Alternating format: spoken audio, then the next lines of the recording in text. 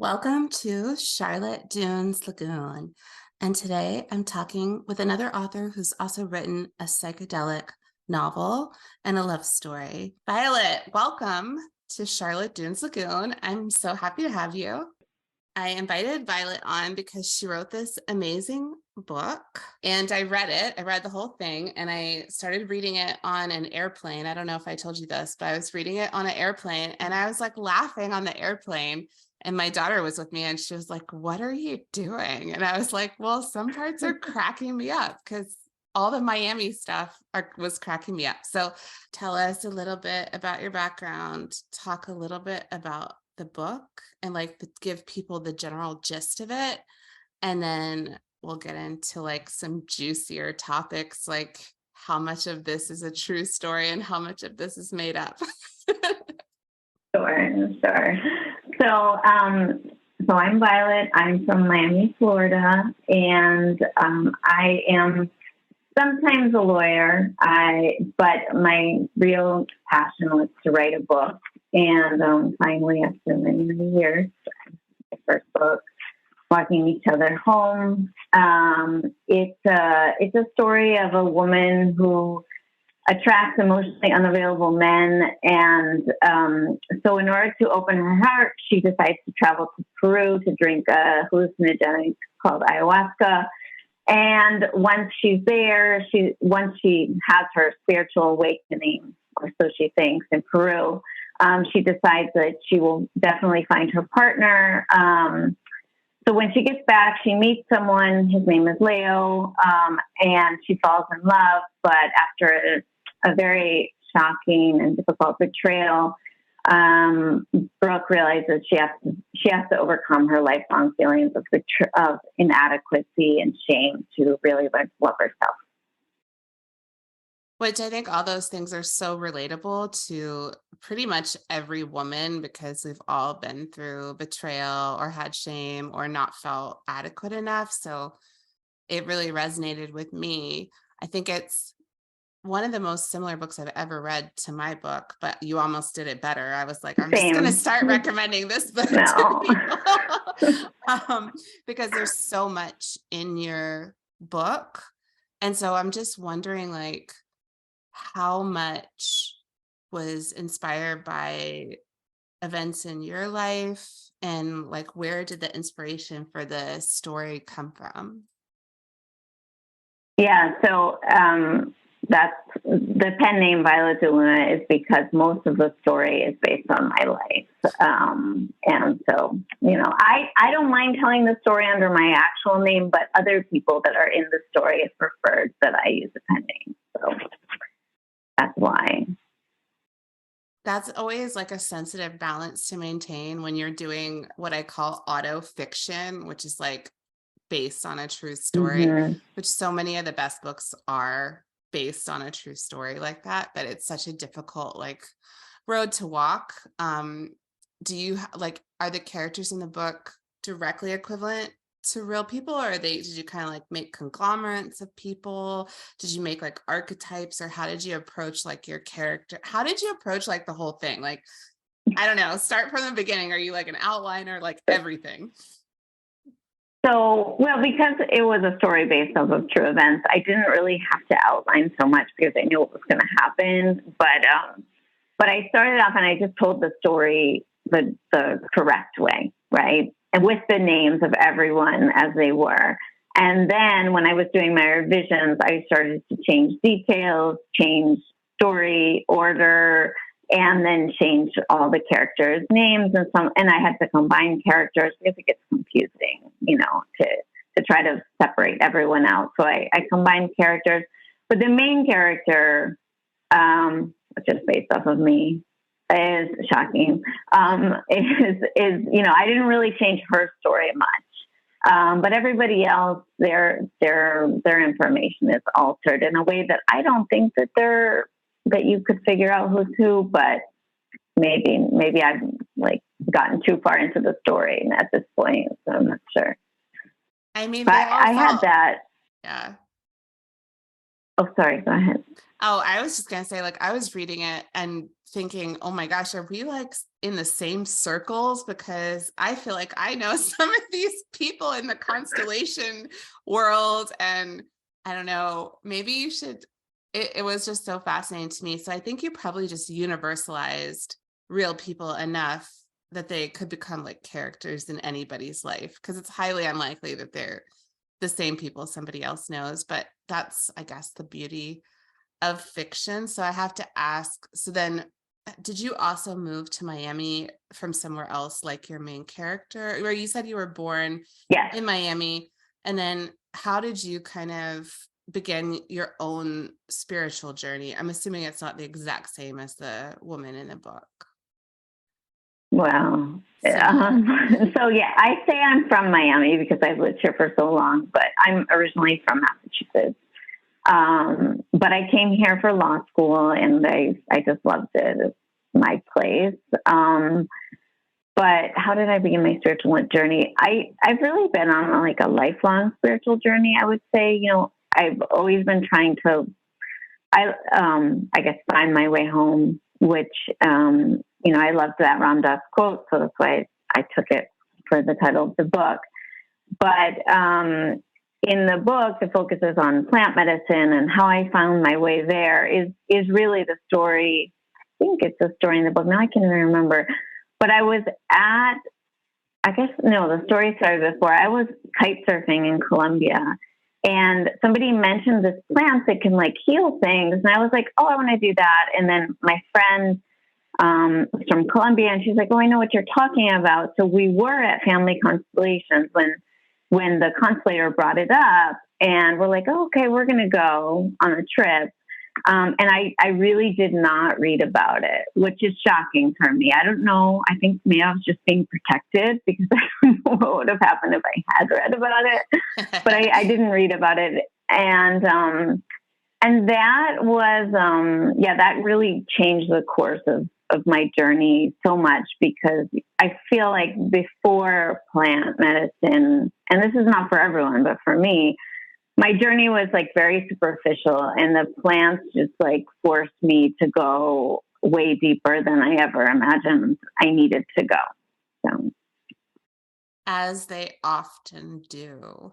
So, yeah. but it sounds like you had quite an adventurous life before that, if you were kite surfing in Colombia. And are you just Mm-hmm. somebody that's always been drawn to adventure or spiritualism? Yeah, I was raised a Catholic, but it didn't appeal to me. And my parents, they made me kind of do all the Catholic steps. But at the same time, like I wanted to get my Reiki certification. So my mom went with me. She wasn't into it, but she was like, all right, well, fine. And I went to school in Boulder, Colorado. I went to undergrad. So, everywhere I've been going, I find like my people, or I look for like how to learn about, new methodologies that I hadn't known before. And really it's just always been like, I've been trying to kind of like find that thing that makes me feel like, oh, okay, that makes sense. Like now I'm me again, whatever that means. And I guess like, I think that you can find it through meditation and other means, but when I took ayahuasca for the first time, that was like that time. It's like, oh, like at the end of the ceremony, it's like, wow, that's me. I'd been looking for that all along and I couldn't find it. So, I guess, that's really what it's come down to. I've always been looking for that feeling of coming into myself. Yeah. And was that first ceremony in Colombia or was it somewhere else? It was in Peru. Yeah. It was in Peru. I just wondered because you were saying being in Colombia at first, but in the book, the character in the book does go to Peru like several times. So Right. And the shaman in the book, Diego Palma, he's pretty well known, but he passed away. All of the quotes in the book are his quotes that I got permission to use. So that's true. And I wrote about that it was true as well in the acknowledgement. So. That's so special, and sorry to hear of his passing. I didn't personally get a chance to sit with him, so I'm glad that you're bringing it to the world in the form of a book so that people can have that chance without being able to, in a way. And it's hilarious that you didn't like read about it first. uh, Right. just because I know a lot of people that read my work or follow me are interested themselves in doing ceremonies. Um, how many ceremonies have you done? And do you, what's your like current relationship with the, I call it grandmother ayahuasca. I don't know what you call it, but With grandmother medicine.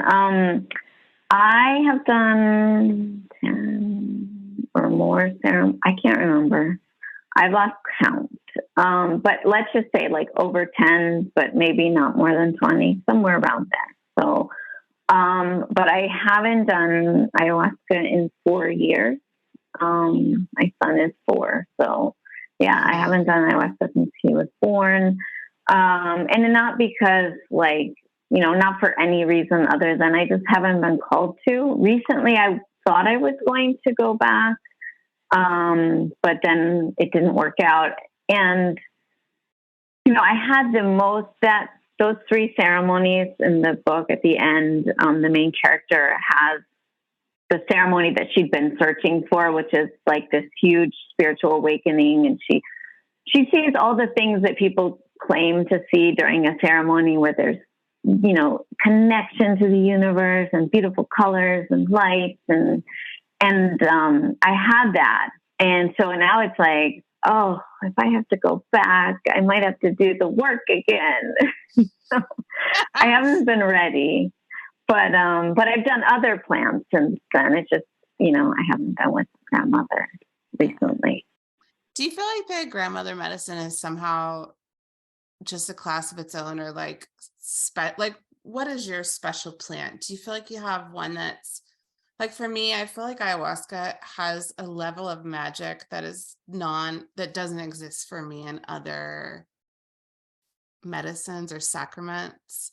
But I know some people feel that relationship with San Pedro, some people feel that relationship with psilocybin, some people feel that relationship with LSD. So I'm just wondering, or marijuana, some people feel that relationship just with like sage or ginger. So I'm just wondering, like, do you have a special plant relationship that's more significant to you than others? Well, then the one I have the most reverence for is definitely ayahuasca.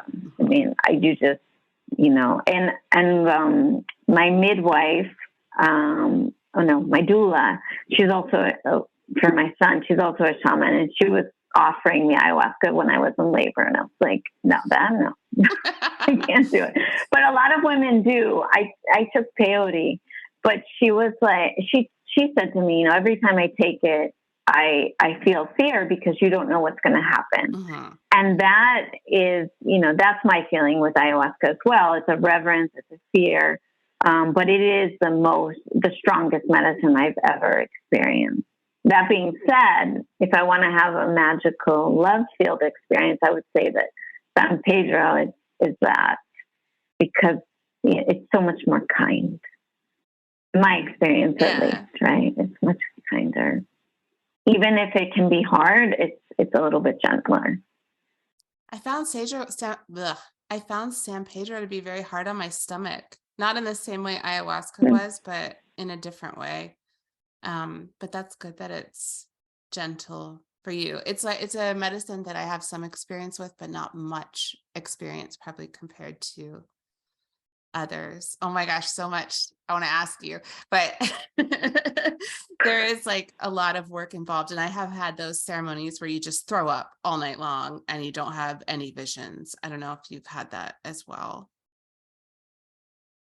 I haven't had that, but I can remember my visions, but then I can't. Like, I'm not that person that comes out of a ceremony and is like, oh my God, I had this vision and it means this and this and this. I'm like, I had a vision, it was really strong, and now I can't tell you about it. That's usually my experience. It's like So, more of a heart experience instead of like a visual experience. right, right. Yeah. And like a lot of talking to me and getting just pulled under uncontrollably, right, into the medicine. I remember when I had the beautiful ceremony, I could feel it coming onto my brain, and it was like this beautiful white love. And at the same time, I was like fighting it because there's that moment where ayahuasca takes control, and yeah, you have to let go. But I'm still working on that. Yeah. Because you have had way more experiences than most lawyers, do you have any thoughts on like retreats or what people should look for or tips that you have for people that want to seek out this kind of experience or like favorite Um, places? well, definitely the place in Peru. Diego's wife still holds ceremonies there, and he was a lawyer actually, which is interesting. I think that there's a lot of lawyers that are interested in ayahuasca, but I haven't actually met them in my work. I've just met them separately in ceremony. But in terms of tips, one of the tricky things is that because it's not legal, except for if you join a religion that supports it, then it's hard to find, right? Like I know a beautiful group in Florida that's where I did the 3-day retreat, and they do the ayahuasca in a legal way because they're part of a church. But even so, you have to be referred by a friend, right? Yeah. I don't know of any groups where you don't have to be referred in the United States. Well, I mean, what is the name of the Peru place, or how would people find it if they were interested in going to Peru? Sure. So it's called Melissa Wasi, and that's where they have the ceremony. Is that in the back of the book? I'll add that to the It's episode not. text, or I'll look it up. Let me see. I Because don't that is think it's something in people are here. always asking me, like, where should I go for ceremony? And I'm like, you just have to seek it and find the one that seeks you. And here are some places I know of. So I'm always like asking people, like, what are good places? You know, some people go to Costa Rica, some people go to Peru, some people go to the church in Orlando. Um, there's lots of places in California now that are like state legal, but not federally legal. Um, and I guess Mm-hmm. Oregon now is legal. Ontario has made it legal in the province. I think Quebec has it legal in the province. So there are places. Oh, wow. Yeah, pretty new I though, didn't know or that. decriminalized, I guess. So Okay. I think it's, hopefully one day Mm-hmm. it will be fully legal and people can Right. responsibly and safely and like using medicine that's definitely medicine and definitely ayahuasca and having reliable experiences that are accessible. So you saw, it sounds to me like you were seeking kind of this like spiritual wholeness. Were you working to repair anything specific, or did you go, like for me, I started my ayahuasca journey after coming out of alcoholism and addiction. So were you like seeking any kind of certain results? No, I thought that I was fine. And so, like I have struggled with depression and other things, but I did family constellations, and they told me you have to open your heart. And what are people talking about? I'm fine. I think to become a lawyer, maybe not for everyone, or to reach a certain level of whatever some people define as success, you have to be like, maybe you have to I had to shut many things down, right? So I could just focus on achieving, which I'm not going to recommend, but that's what I did. And so when people would say, listen to your heart, feel your heart, I'm like, I don't know what they're talking about, but I'm fine. And so no, I wasn't, I was seeking something that I didn't know what it was. And I think like, maybe like it was so far buried, right? Like the emotional pain, that I had of like not feeling, that I didn't know I didn't know that I didn't feel, right? So yes, I was looking for something, but I didn't know what it was that I was healing. And I actually have other friends like that too. It's like, what are you trying to heal? I don't know. And it took me, I think that's like really what the experience was for me, is learning like, oh, you have these things to heal and you need to work on, that I was just pushing away. So. Well, and I think modern society does that to us. And there is a lot of pressure for at least, a certain class of people to achieve and to get well educated and to have a career and to have kids and a career and to get married and kind of have this like perfect Instagram life, which can then just leave you feeling fucking empty as fuck. So, excuse my French. So I think there's a lot of people seeking to be like, what else is there? Right. I'd love for you to talk also about constellations, because I think it's something that very few people even know what that is. I haven't actually done it myself. I just know people that are facilitators. They do an all Spanish session and I can't speak Spanish, so I haven't gone, but I would love for you to just explain it and kind of tell like what your experience was from that also, because it's a big part of the book too, and a really like interesting part.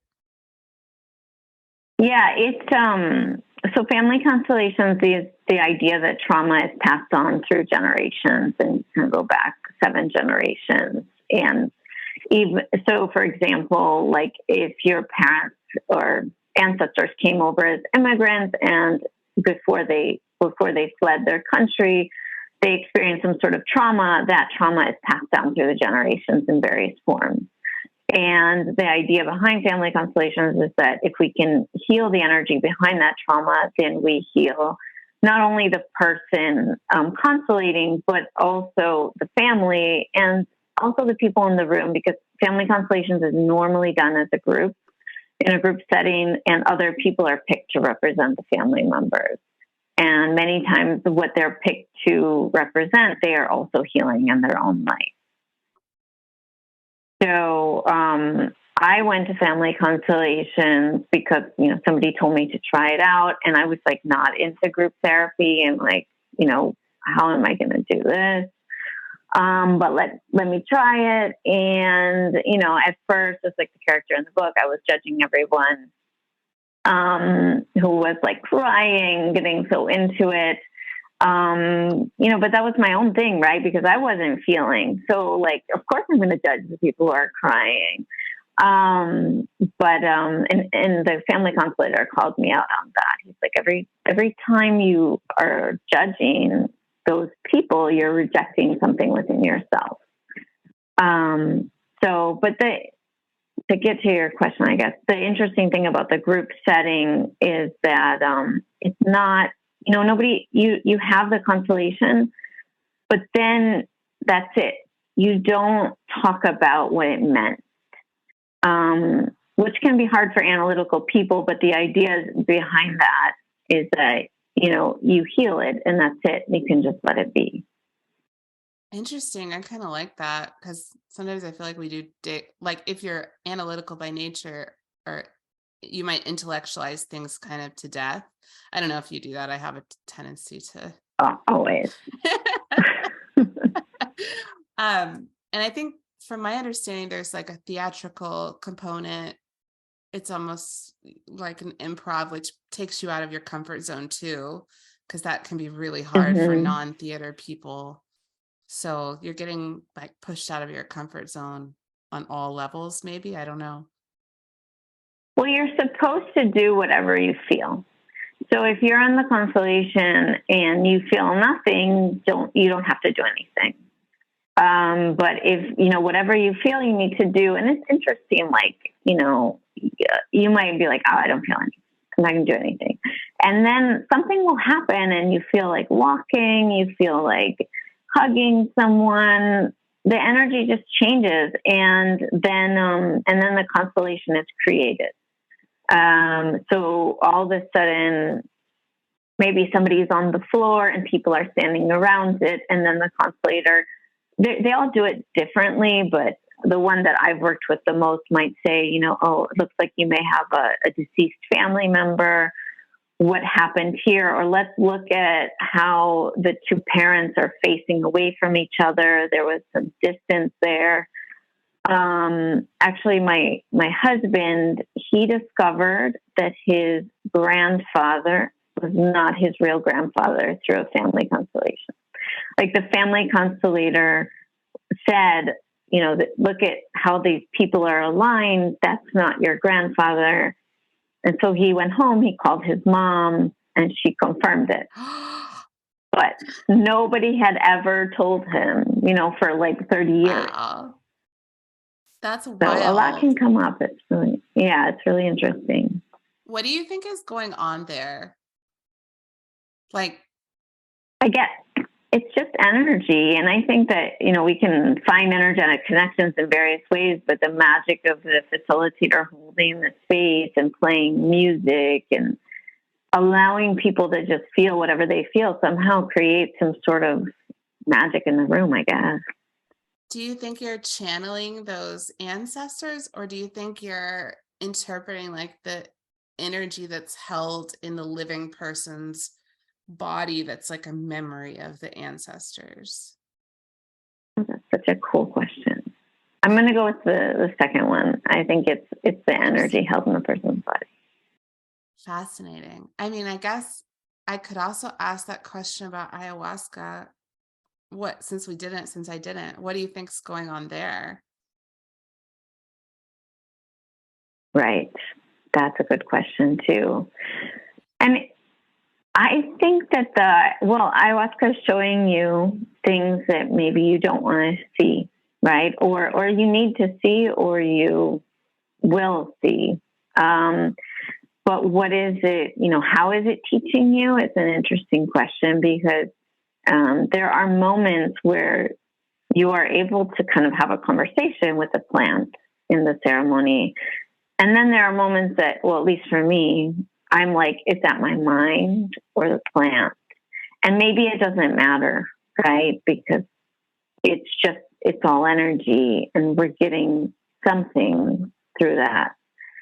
So yeah, I don't know how to answer the question with reference to ayahuasca, but I do think that as I've matured a little bit, hopefully, I have realized that it doesn't matter so much what's true and not true, but what I have gotten out of it. Yeah. I mean, I guess I'm always fascinated to hear people's perspectives, because it seems like there's a few camps. Some people are like, it's an entity that's communicating with me. Some people are like, I'm tapping into this Amazonian jungle television. Some people are like, it's stimulating my brain to talk to me. And some people are like, it's like an access to like an Akashic records type thing, or like a universal spirit world. I also am like, I don't know. Like, how can you possibly know? I mean, obviously there's common things that people share, there's common experiences that people have, but then there's also people have totally different experiences. So I'm always just interested to hear, like, and I guess also with San Pedro, which for people that don't know, San Pedro is mescaline that comes from Peruvian torch or the Wachuma cactus. You want to talk about San Pedro next? We'll just be like, what do you think that is? Well, I love the idea that the plants are talking to me and that the plants have magic. I mean, that's just like it. And it's funny because I have never done LSD because I thought that it wasn't natural. And I put in my brain that it's okay to do plant medicine. But if it doesn't come from a plant, and then I saw the Netflix series that explained to me that LSD is actually natural and plant-based. So soon I will experience that. So, you know, I think that the cactus talks to you, right, through San Pedro. And, you know, what was the question? I guess, do you want to talk about San Pedro also, since it's also in the book? And sure. Yeah. So I mean, for me, San Pedro is this, well, first of all, it doesn't taste as bad as ayahuasca, but it does kind of hurt your stomach a little bit. Like it makes you feel queasy maybe, or like weird while you're taking it because it just doesn't taste very good. But it is, for me, it's this like wonderful connection to the earth. Now the experiences that I've had with it haven't been that many because I can't find it here in Florida. So I had to go to Peru all the times that I did it. Oh, and I guess I did it in another country in South America as well. But the first time I did San Pedro, it was very light. And I thought, wow, this is amazing. Like 10 hours of feeling connected to the earth and love. And I don't think I had any visions. It was more just like being, you know, really feeling like, oh my gosh, this is who I am. We are all one, and I'm part of the earth and the universe, and everything is one. Another time I did it, which is in the book, when I was like, I'm here to heal the betrayal. Then the female shaman just like loaded me up with San Pedro, and I had no idea that it could be that strong. So I was going to say, I have not had a light experience. No, so that was I was like, oh, I guess the other time was like light. I did have visions. I forgot about that. Yeah, because I thought I had gone places, but even so, I guess I did lose control, but it was in a much gentler way. I feel like it kind of takes you by the hand and like walks you. I guess it never really showed me darkness, whereas ayahuasca showed me a lot of darkness. Maybe that's the difference. And I know everyone has like different plants that will show them more difficult things. And some people have the theory that depends on your relationship with that person in your life, right? So San Pedro's grandfather, and I think Peyote is supposed to be his father, right? Mushroom children is what I know. Is mushroom of the children? Children is what I've been. Oh, interesting. Taught. I didn't know that. I could see that, but like in Peyote, I did that when I was pregnant, and then while I was in labor, and it was just like, you know, it made me feel stronger. It wasn't hallucinogenic; it was more like a physical thing. Whereas my husband had like a horrible experience. Ooh. And it's just interesting because, you know, that's the male, the father, right? And he had a difficult father. So, and ayahuasca's the mother, I had a difficult mother. So I had never put that connection when I took the plant, but when I look back, I think, oh, you know, maybe that's what's going on.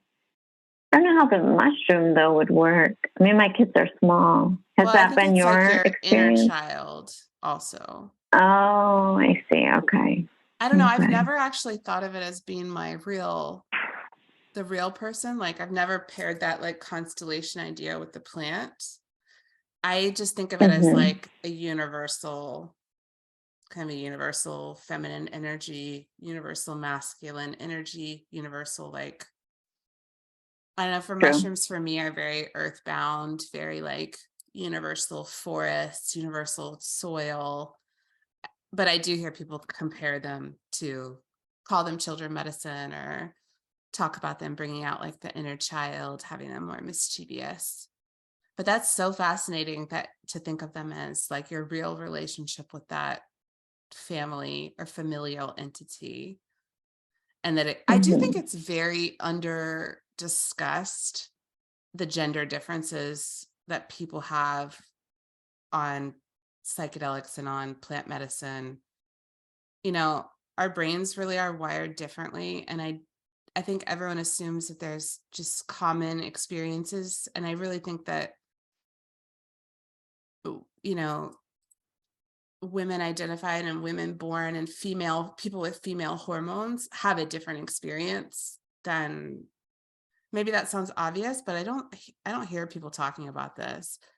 But I do think that there's got to be like a wildly different experience between the sexes, because our brains are wired differently in many cases, Right, exactly. or Yeah. like at least along a bell curve. Right. Right. Yeah. I mean, I with Kambo, for example, which is like the poisonous frog. I don't know if you know how to. You seem to know more of the scientific explanation than me, but I don't know if you wanted to explain what it is. I actually haven't done Kambo because I haven't been called to do it. And then I also had a friend of a friend who died doing it. But Oh wow. he did it by himself, and he was irresponsible, and he did a lot, and he asphyxiated on his vomit. So don't do Kambo alone, folks. No, no, no. No. It's the one that I have heard that you can die from for sure. So, but so I'll leave you to talk about. I've done bufo. I've experimented with bufo, which also comes from a toad, and is also like not my favorite medicine. Like the first time was really powerful. The second time was good. The last time I did it, I was like, I'm never doing this again. Wow. That's a whole other story. But no, like go ahead if you want to say something about Kambo. Just that I think that for that one, which is extremely physical and can be dangerous. So, and I was very careful when I did it to like explain to the shaman that I'm super sensitive to medicine. And so to go, maybe not to give me quite as much. But I got like the normal dosage, but not extra. And, it was like not a big deal, because women can handle, this was my impression, and of the other women in the room too, and there were other men in the room, is that for us it was like, okay, it's just a physical pain, like whatever. And for men that was really difficult for them. Whereas for ayahuasca, it's like it's a loss of mind control versus physical control. And so that becomes more difficult, I think, for women then, but not everyone's the same, but then the physical body, we're very good at handling pain. Now that I think about it, the people, because when you go to group ceremonies, there's oftentimes one person at the ceremony that's having a far more intense, or like an experience with a longer duration, where everybody else is finished and that person is still so deep into their ceremony.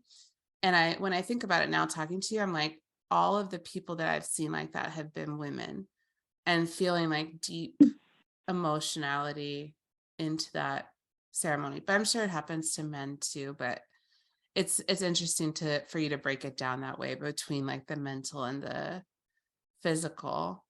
I'm curious if you've experimented with just smoking DMT. Oh, I lost your sound for a second. I think you have to plug back in. Can't hear you. Can you hear me now? Yeah. Okay. No, I didn't know you could even do that. Tried that. No. Just curious. There's lots, people have lots of theories on that as well, but it's not at all the same as drinking ayahuasca. So it's quite different. I'm also curious because I saw that you've,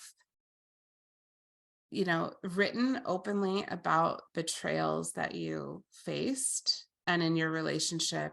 And I read like a Medium article that she'd put out about being cheated on at like very sensitive times, which I can totally relate to because I've had that experience as well. And I wondered if you wanted to talk about that and talk about your marriage, because it seems like you have a very like strong and like an approach to love that would be really hard for a lot of people, but is probably incredibly rewarding in the long term. Right. And I talk about it openly, although not to my immediate family.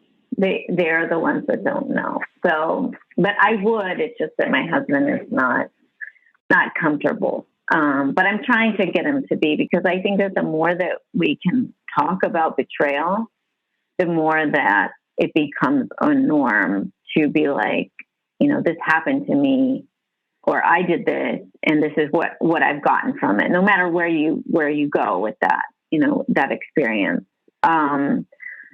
But so, when my daughter was, I don't know, 1 or so, I found out that my partner had been cheating on me, and I have like I had a lot of family constellations and plant medicine friends, and they were like, you can't just leave. You need to work through this, and then you can make a decision about if you're going to be with him or not. And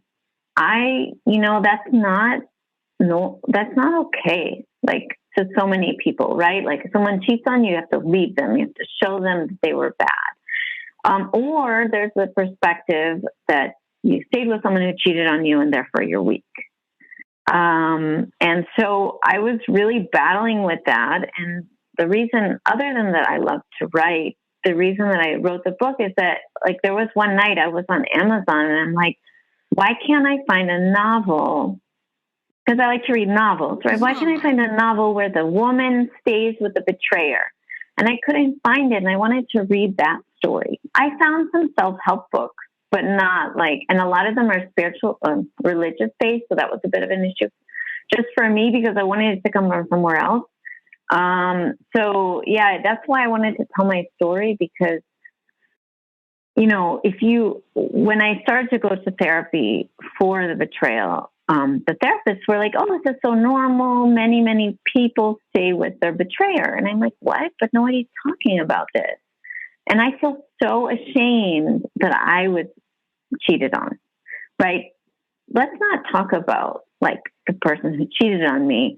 That actually, I was angry at him or whatever, but I was embarrassed that I was that woman that men cheated on. Mm-hmm. And then to find out that, like, this was a thing that women who had men, well, I knew about the cheating, but that women stayed with their partner and that their relationships got better. And that just seemed so weird to me.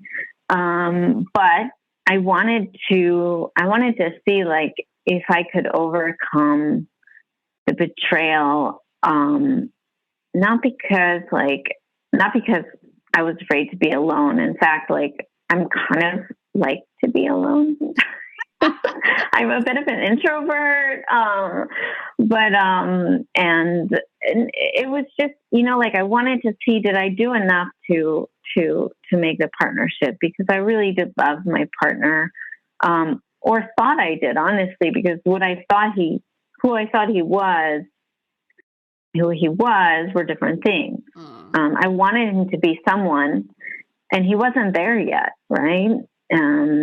But the betrayal, he freaked out that he was going to lose our family. And the part about me sending him to the dieta for 10 days and doing ayahuasca for 10 days, it's true. He was like, whatever it takes out to keep the family together. And if it hadn't happened that he felt that he was going to lose everything, he wouldn't be the partner he is today. Like, it forced him to mature. It forced him to want to be there, to realize everything that he could lose. And then on my end, like, I saw how emotionally unavailable I really was, and how I was so codependent. Like, I was just focusing my whole life on, like, oh, if I do this, then he will love me. Instead of like, oh, how am I going to, like, love myself today? How am I going to, take care of myself today? Which makes you a more lovable person. Because if you're doing things so other people can love you, that never works, unfortunately.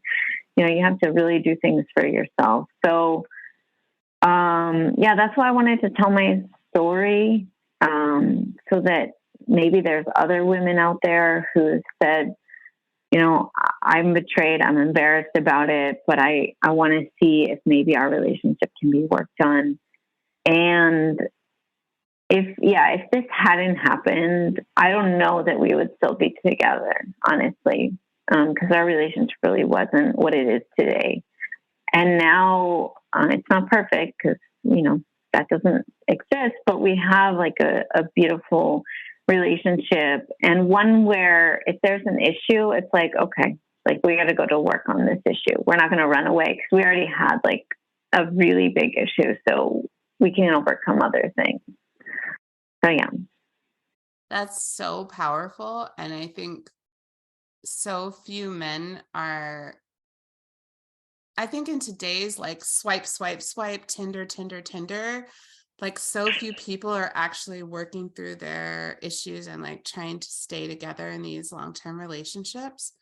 But then when you manage to do it, it's so powerful and so enriching. And so I just like applaud you for doing that. I did not work through it with my daughter's father. I just couldn't. So sometimes, and of course there's times when I'm like, oh, maybe I should have tried harder. But I think it's every woman has to make that choice. Right. So, right. And I think like, in my case, there was like something held me back from leaving. And other times you just know, like, no, this is it. Everyone has to make that choice. It's just a very powerful and impressive story in the book too, because the character Brooke goes from being what you call a Miami woman, or like a wannabe Miami woman. She's not even a Miami woman yet. She wants to be a Miami woman, which was like, maybe we'll have to say what a wannabe Miami woman is. But I thought it was such a funny way to put it. And then she goes all the way from that, which is like the pick me girl, like pick me, to like this extremely empowered woman who's like, okay, dude, you're going to go do the work now if you want to even stay with me at all. So the character really like transforms from pick me girl to goddess to female energy goddess. Right. So I think you captured that beautifully. Thank you. And yeah, it's just, there is a lot of, I don't know if you want to say anything else more on that topic. I mean, are you worried that the family will read what you've written? Because I found it very quickly on the internet just by searching your name. So I'm sure if they ever hear this podcast or Google you, like, how are you navigating you mean that? You found like my real name very quickly? Is that what you're saying? Oh no, I found when I Googled your author name, I found the Medium article that you had written. Okay. I think I wrote that under my author name. If not, I'm going to fix that. Yeah, I just read like a little bit more like it was you. Like it read more like a personal essay than a fiction. Right.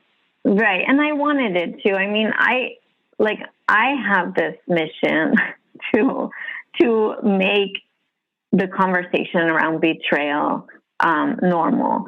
And my husband, he's part of men's groups and whatever, and he will talk about it and very openly as well.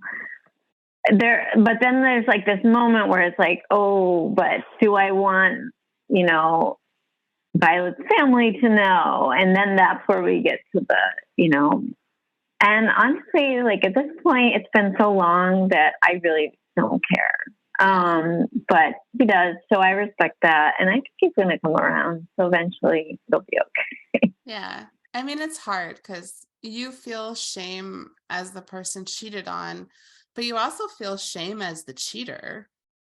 I've been in the other position as well. So I can't say I'm an angel. So, it's an experience a lot of people have. They've also been cheated on. They've been the cheater honors. They've been the cheaters. So it's a lot to navigate with family. Did you ever are you still monogamous, or did you ever experiment with like polyamory or any other like relationship modalities? No, we're monogamous. I don't think that emotionally I could handle that. But I know some people can, it just whatever works, right? Yeah, I was just curious. I think that is one other approach people take to infidelity, because especially when you're in your 20s, it's like hard to be faithful to one person, Mm-hmm. So it's such an interesting topic, and I'm so happy that you wrote a book about it. And I'm so happy that the book also included like so much stuff I'm interested in, like all the plant medicine and the constellations and the spiritual seeking. I'm curious because you said you're an introvert. Are you into like Enneagram or Myers-Briggs or any kind of like personality studies? And what is your personality? Oh my gosh. I do. I'm I'm the rare one. INFJ. I don't know. The Those are one introverted of my one. It's favorite like ones. creative. Yeah, I can't remember the letter combination right now, but yeah, I love all that, and I love astrology and all sorts. I'm always looking for the next information thing. But I do actually study astrology on my own for fun. What is like what does that entail? And like, what does studying Like, what is entail, your or what? practice around that like? So, so the next book that I'm writing is about using astrology to control your life. I love the theme of control because that's what I'm always trying to control things and then not control. So I originally started learning astrology so that I could like figure out what time to do certain things or when to do things and what it means in my life. And I am actually hitting publish on Amazon on the date and time that an astrologer picked for me. but I'm totally not into control. So right now though, what astrology means for me is, I use it for fun, right? So I look at the transits, which means like where the planets are in relation to your birth chart at that time or that day, and use that to like help me understand what's going on in my life. But I'm not relying on it to say, oh my gosh, this bad thing's going to happen to me, or this, or oh my gosh, I have a great transit. I can just, I'm going to be so successful. I'm not doing that anymore, but I use it to kind of see the energies. And then I love to use it with my kids. It really helped me understand them and all the people in my life. Like once I know someone's moon sign, which is, the moon is like how you handle your emotions, then you can really know a lot about a person. So I like to use it in that way. How do you tell your moon sign? I'm not into astrology at all, so I'm just learning. Okay. All right. So your sun sign, right, is like the sign everybody knows, right? Like, I'm Capricorn. Right. And I'm a Virgo. So, but your moon sign, if you go like 3 birth charts, you Google it, I think like Astrolab has 3 birth charts, and you put in your birth information, it will tell you what your moon sign is. And that's where the moon was, in what sign, and what placement, in which house, when you were born. And so I am a Capricorn moon. And so that's probably why, like, I really enjoy talking to you, because you're a Capricorn sun. Oh. But Capricorn moons, like, love to, so the Capricorn is the goat, right? So they like to work hard. They love to work, and they like to always be doing things. And versus, like, a Cancer moon, which is my daughter, they're more watery, they're more emotional. It's just different. So if you know someone's moon, like, you kind of know how they handle emotion as well. Now that you're saying this, I feel like somebody told me my moon was Aquarius, but is that even possible? Or I'm like, is Aquarius rising? Or maybe that just has to do with my Capricorn. I'll have to It could be Aquarius. I'll have to check this. So the rising sign. Yes, get back to me. The rising sign is like how you appear to the world, and then the moon sign is how you deal with your emotions. Ah, fascinating. So you're intellectualizing or like putting your emotions into work with that stubborn Capricorn moon. Right. And it's also Earth. And so Earth doesn't move through their emotions so quickly. Water is the slowest. Like if they're going to linger in the bad emotion, they might stay the longest. My son is a fire moon. So like he gets super angry, like fire, super angry, but then he's done. And he doesn't hold on to it for so long. So it's helpful to know if you're like, oh, okay, that person is just mad like for a long time because that's who they are, but they'll get over it. Why do you think we're so connected to the stars? And like, why do you think astrology even works on humans? Like, what is that about? I think that astrology and plants and all those things, it's all energy, and we are energy at our purest form. Like we're energy. And so if we are, in my opinion, if we're going about our day and not realizing our connection to all the things in our life, and we're missing so much of what we are, I think the stars are just showing us more of those connections and helping us better understand who we are. But in the end, I think that, you create your own life. So whether you are using the stars, using the plants, or using all the things, as long as you're believing in yourself as an energetic being, then you're able to create whatever you want. Wow. I should probably end there because that's such a powerful statement, but I can't because I put a pin in something while you were talking earlier. And I'm like, if I don't circle back to this pin, I'm going to keep wondering. Okay. I think you said that you took your doula, like works with plant medicines during the pregnancy, and that you had some peyote, like in relation to your childbirth experience. I've never heard anybody talk about this before. I certainly have in the communities I've sat with, and I think it sounds very crazy to American ears, but in like the Colombian circles I've sat with, it's totally fine, and there's more of a acknowledgement that this is like safe medicine for people. Not peyote, but at least the ayahuasca, that like, you can have a little ayahuasca if you're a kid. You can have a little ayahuasca if you're pregnant. Like, Right. there's 8-year-olds at the ceremony and there's 80-year-olds at the ceremony. But I'm just wondering what that birth experience was like. Right. And my doula was Colombian. And she has her own ceremonies, and they are family based. So there are kids there. Most of them are not drinking, but they're just there hanging out. And that's one of like the most, like my daughter always remembers the day that she was there. What? Just a tiny bit for the ones that are having one is what I've seen. Yeah. Just so people don't get confused. We're not talking about a giant ayahuasca dose for an 8-year-old. Yeah.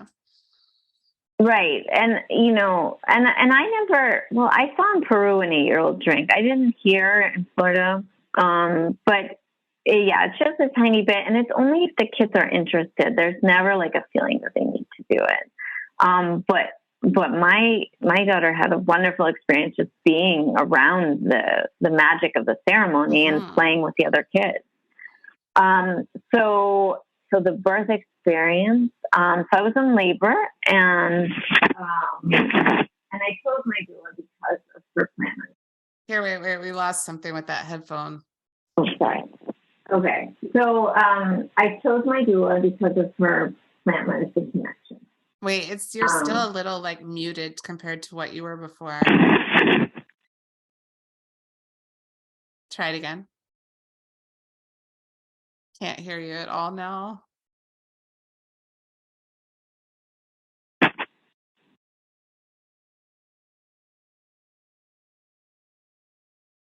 Oh, maybe the universe just doesn't want us to know. No, it's okay. You can hear me now, yeah, right? I can hear you now. Okay.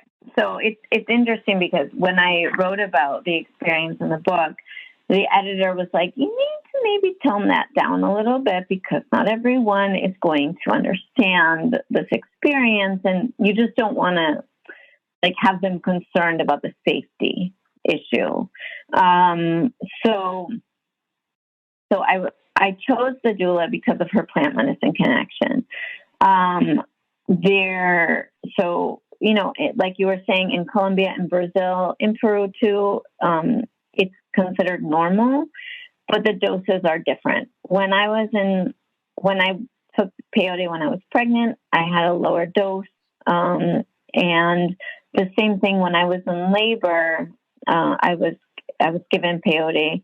And I thought that it was going to make the labor easier, and it did not.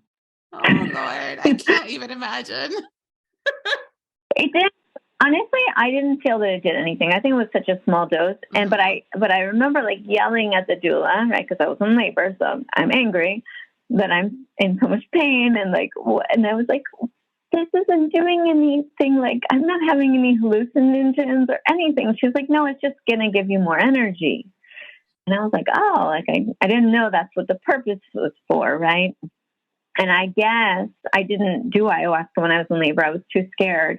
But I guess that's the same thing with the ayahuasca when you're in labor. Like, it's not, you don't take enough that it's going to bring you under. It's to give you an energy, a better connection for the birth. So yeah, it was a really, it was a beautiful experience. I had my son at home. We did a whole ceremony when he was born, and yeah. Oh, that sounds so beautiful. And just, yeah, that makes sense. The extra energy, because peyote and even magic mushrooms have an almost amphetamine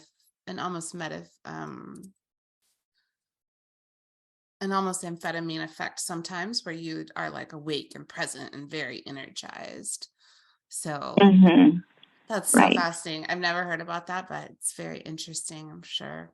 That's also interesting that your editor said that, because sometimes I think when the places that people have the biggest issue with are the places that you need to like write more about. I'm like, maybe we need an essay on this too. Right. Yeah. Well, so just concerned. Yeah, go ahead. No, go ahead. Oh, no, she was just concerned that some people would be concerned about the safety of the child. So, but yeah. I can get to. And so it's good that you clarified the dosage. And okay, almost to wrap it up, because I'm like appreciative of your time. You shared a lot of great quotes throughout the book. At the beginning of the chapters, you have quotes from different spiritual thinkers.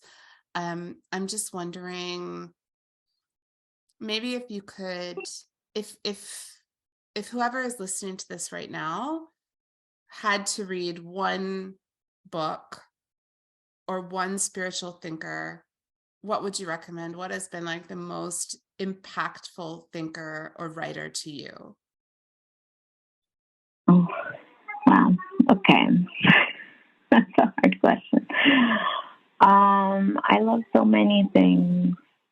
Or what's one that's on your mind that was with you as you were writing the book a lot? When I was writing the book a lot. Well, I mean, it's not like so much a spiritual book, but some of the book is, the book talks about this book a lot, and it was profound in my life. So the name of the book is The Way of the Superior Man by David Data, and it's written to help men learn to really be in love. And the idea behind The Way of the Superior Man is that men are always seeking freedom. And so they think that if they commit, they won't have freedom. But David Data says, the more you open your heart to love is where you find freedom, not in not. And so I thought this was a beautiful book. I loved it. Now, I will say that when men read it, they maybe read that differently. But it really helps you understand men, and I love it. And it has a spiritual basis. And then at the time of writing the book, and one of my favorite people, I love Carolyn Mace. I love her work, and I guess So my other like favorite quote or thing that she says is that it talks about people, you know, they're like, oh, why did this happen to me? Like, why was I betrayed? Like, why me? And she's like, why not you? Like, why do you think someone else and not you? And so whenever something happens to me in life, I always kind of like try to reassess, like, why not me? You know what? And then take it from there, right? And create from there instead of wallowing, which I still do, but not as much.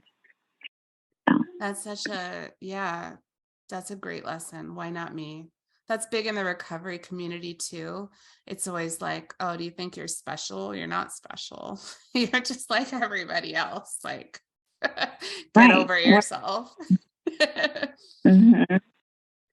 So if people want to read your book or learn about your next book, which also sounds really fascinating, I hope you'll also send me a copy or like give me a review, the astrology one. But if people want to read this book, let me pull it back up. Where can they find you? Where can they find the book? How can they support you? Yeah, how can people connect? Sure. So on next week, on the 27th, I'm hitting publish on Amazon. So it'll be on Amazon and all the major like electronic outlets, and also the softcover as well. And then I have a website, violetdeluna.com, and they can find me there as well. And I'm hoping eventually I will do a newsletter and that sort of thing, but I'm taking baby steps. Yes, yeah. I think you have so much to blog about. I'm like, you definitely should start a blog. Oh, thank you. Well, this has been amazing. I'm so glad we got to chat. And any final thoughts before I turn off the recording? No, I just really appreciate you having me, and I loved talking to you. It was so much fun. Yes.